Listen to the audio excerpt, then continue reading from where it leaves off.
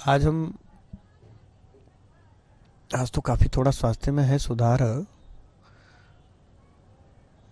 हम आज भी ईश्वर के भरोसे हैं, कल भी ईश्वर के भरोसे रहेंगे, आने वाले समय में भी ईश्वर के भरोसे हैं। अगर वाणी की सेवा हमारी ली है तो शायद स्वच्छता की सेवा भी ईश्वर किसी न किसी की निर्धारित करेगा। और जिसको भी यमुना जी को लेके कुछ करना है तो भैया यमुना सबके लिए खुली ही है, गंगा जी सबके लिए खुली हैं, भारत की सभी नदियां, आओ बैठो करो, कौन रोक रहा है? मना कौन कर रहा है? कर लो, पर बातें ना करो। बहुत हो गया, कब तक बातें करते रहोगे? कब तक अपने आने वाले बच्चों को, पीढ़ियों को तुम लोग गुमराह करते रहोगे? बहुत होगी बातें। बात करने का समय गया है अब। जिसको भी हो सकता है, कई लोगों को लगे कि 1 साल कैसे चल गया मिशन, इनके पास कुछ नहीं था, तो हम तो कहेंगे जिनके पास है आप तो कर लो। आप तो 5-10 साल चलाओ, यमुना जी को चलाओ, गंगा गोदावरी, भारत की हर नदियाँ निर्मल होनी चाहिए, क्यों नहीं हो? ये धरोहर है हमारी, जीवन है हमारा। वो स्वच्छता का सौभाग्य, स्वच्छता का कार्य यमुना जी के स्वरूप में प्रयाग तक लाने का ये पुण्य कार्य ईश्वर किसको देगा, किसको पता। मैं एक प्रश्न आपसे करूं, क्या दिलीप ने तप नहीं किया? क्या उनकी तपस्या में कोई खोट थी? क्या अंशुमान ने त्याग वैराग्य लेकर के तप नहीं किया भागीरथी के लिए? सब ने किया।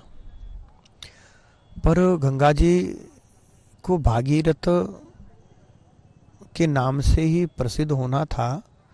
सहस्त्र भगवान ने, ईश्वर ने भागीरथ को देना था, तो अंत में भागीरथ की तपस्या से धरती पर आई।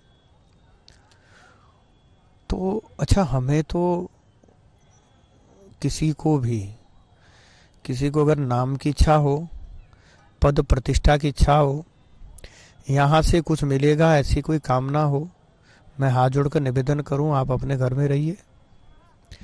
यहाँ आने की किसी को कोई ज़रूरत नहीं है।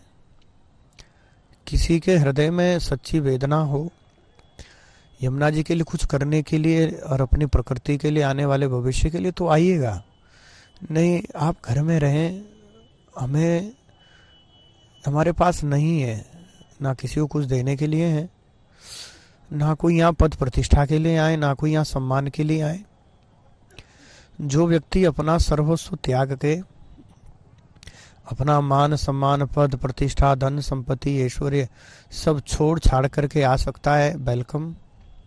नहीं तो हमारा एक ही सूत्र है, आइएगा वेलकम, नहीं तो वेलकम। हमें ईश्वर के अलावा किसी की आवश्यकता नहीं है। हमारा विश्वास ईश्वर पर था, ईश्वर पर है और उसी पर रहेगा। इसलिए हम लोग किसी प्रतिष्ठा के लिए नहीं कर रहे हैं, मान सम्मान के लिए नहीं कर रहे हैं, धन संपत्ति के लिए नहीं। धन संपत्ति के लिए करना होता तो विदेश चले जाते, आराम से वहाँ कथा प्रवचन करते। धन पद प्रतिष्ठा के लिए करना होता तो कथा के लिए तो कितना भी आप ले सकते हो, कितना ही धन इकट्ठा कर लो, क्या दिक्कत है। हम लोगों ने 2 बातें पहले कह दी थी कि एक तो कथा के नाम पे कोई दुकान नहीं चलेगी। ये मांगने वाला काम हम ईश्वर से नहीं मांगते, हम संसार से क्यों मांगे? क्या परमात्मा को पता नहीं है? क्या भगवान गूंगा बहरा है? क्या ईश्वर को समझ में नहीं आता? सर्वंतर्यामी होकर सर्वज्ञ, हम कहते हैं वो सर्वंतर्यामी, सर्वज्ञ, सबकी आत्मा। जब वो घट की जानता है तो फिर क्या वो हमारे घट की नहीं जानेगा?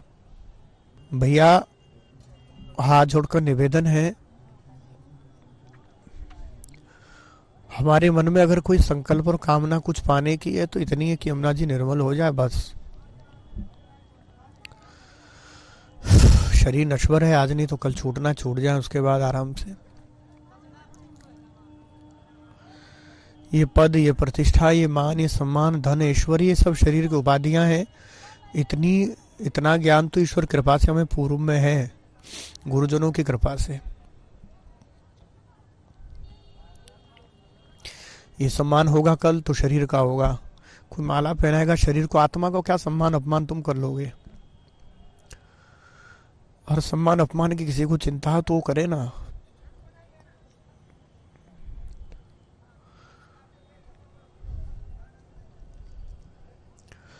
हमारा आश्रय ईश्वर है, ईश्वर था और ईश्वरी ही रहेगा। मैं पुनः कह रहा हूं, रही बात यमुना की स्वच्छता निर्मलता, जो मिशन लेके चले हैं वो भगवान करेगा, कैसे करेगा वो जाने। हमारा अधिकार कर्म पर है, हम अपना कर्म कर रहे हैं।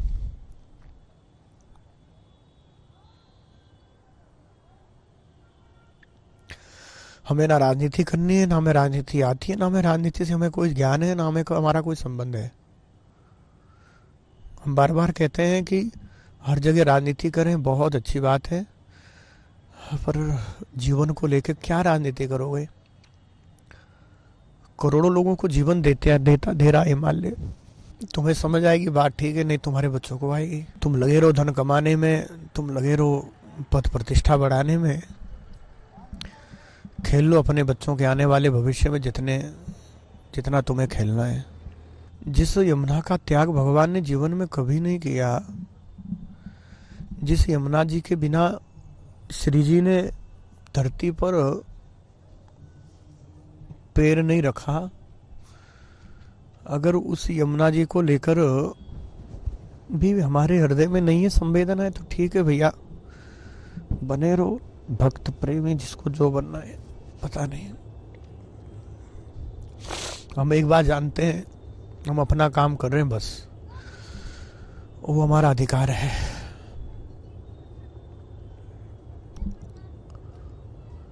गांव में जाकर के कर रहे हैं, उसमें भी देखते हैं कि टेंट का खर्चा बचे, ताकि कोई खर्चा ना हो, कोई हॉल मिल जाए, नहीं तो शेड मिल जाए, उसके नीचे रहने का भी हो जाएगा।